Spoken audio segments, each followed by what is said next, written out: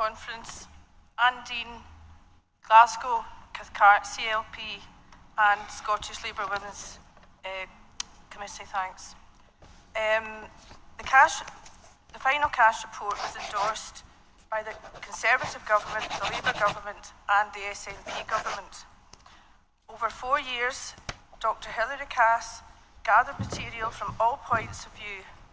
This was examined by independent experts who sifted it all to exclude wishful thinking and ideology to find evidence that is produced by a new that trans and gender diverse children get the quality health care that they need and deserve.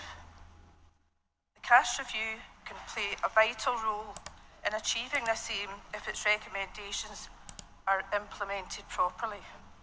Not my words, but those of Stonewall, the LGBTQ lobby group endorsing Cass. Cass is not anti-trans. It is pro-children and young people and wants them to have timely access to evidence-based, holistic care that's tailored to their individual needs.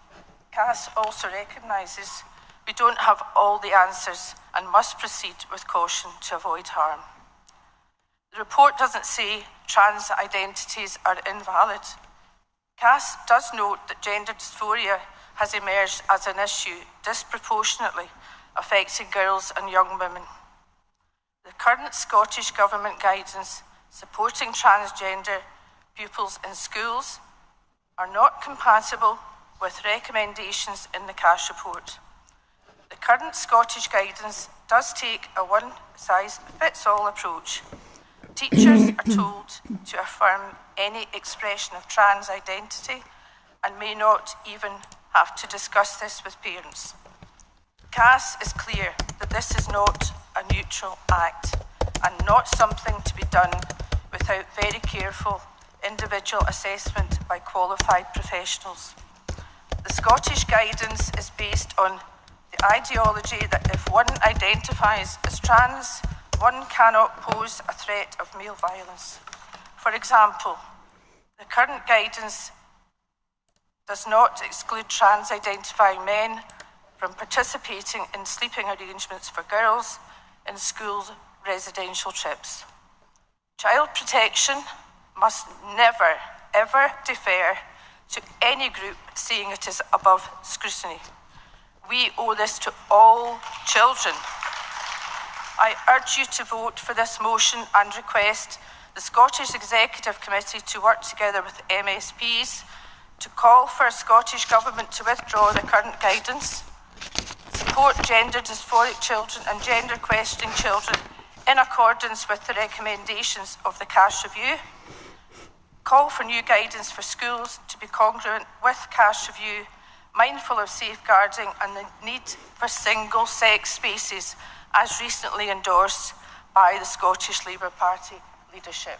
Thank you.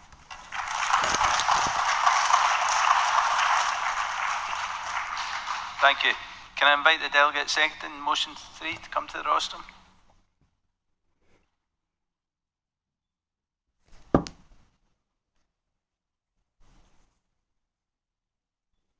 Thank you, Chair.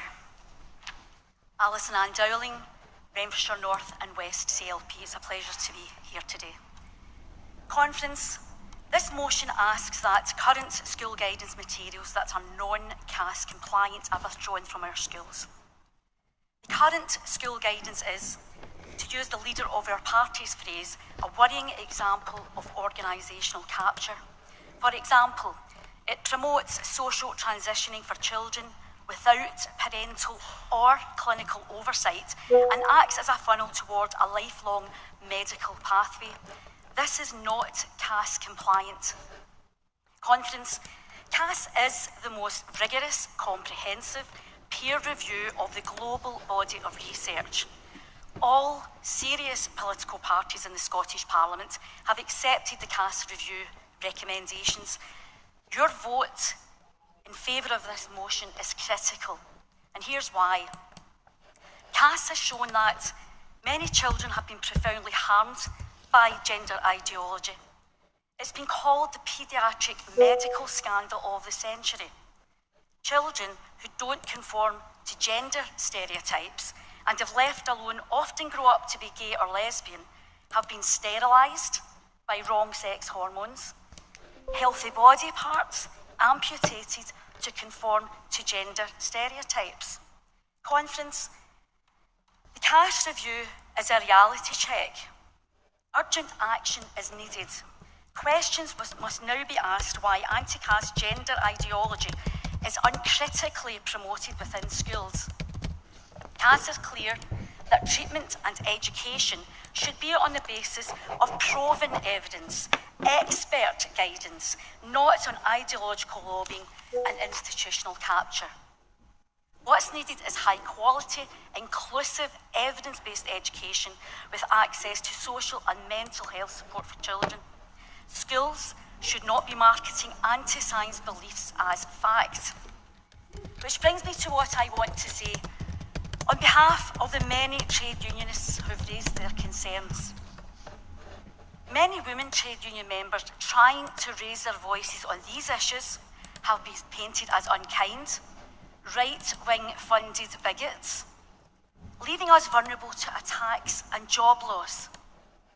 The shameful cases where women have been persecuted out of their jobs but then vindicated by the courts should be a wake-up call for us all in the labour movement.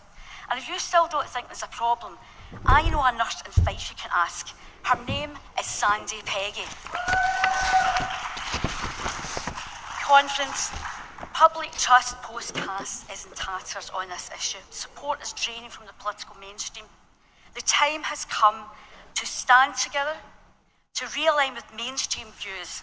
Time to return to upholding CAS, the principles of safeguarding and single-sex spaces based on biology. Conference, please support the motion.